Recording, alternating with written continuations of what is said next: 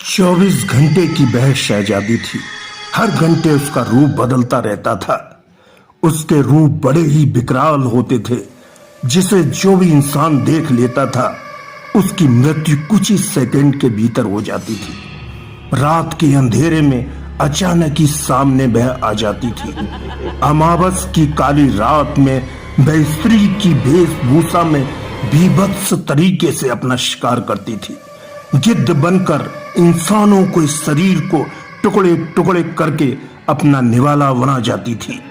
उसका बसेरा एक बियाबान घर था जो धीरे धीरे करके चिंदी चिंदी करके बिखर रहा था। 500 साल पुराना ये वीरान घर था। 500 साल पहले जब वह इसी घर में इंसानों की तरह रहा करती थी, मरने के बाद भी इसी घर से उसे बेपनाह प्यार था।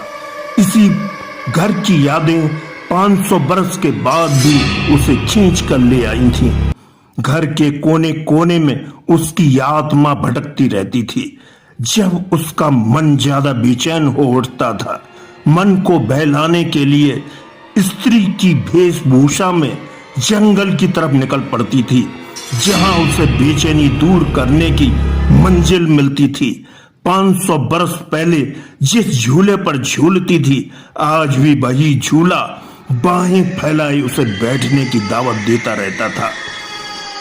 जिसे कबूल करने की उसकी पुरानी आदत जिंदा हो जाती थी। जहां तक उसकी आत्मा जाती थी वहां शांति छाई रहती थी।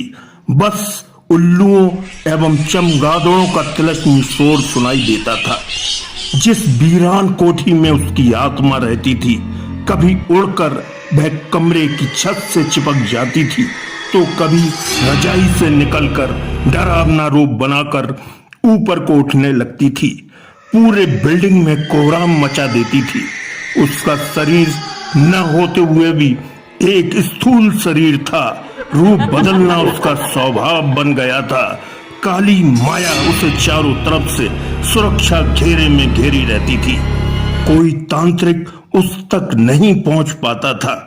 विकराल रूप में आने के बाद ही वह हमला करती थी, नहीं तो शांति के साथ औरत की पोशाक में जंगल में घूमती रहती थी। पूरे जमाने को ही वह अपना दुश्मन मानती थी, क्योंकि इसी जमाने ने उसे बलात्कार कर मार डाला था। बदला लेने की चाहत में उसे प्रेत बनकर आना पड़ा था। गिन गिन कर अपने कातलों को ढूंढ ढूंढ कर वह ठिकाने लगा रही थी। अब केवल एक ही कातिल बचा था, जो कहीं जन्म लेकर गुम हो गया था।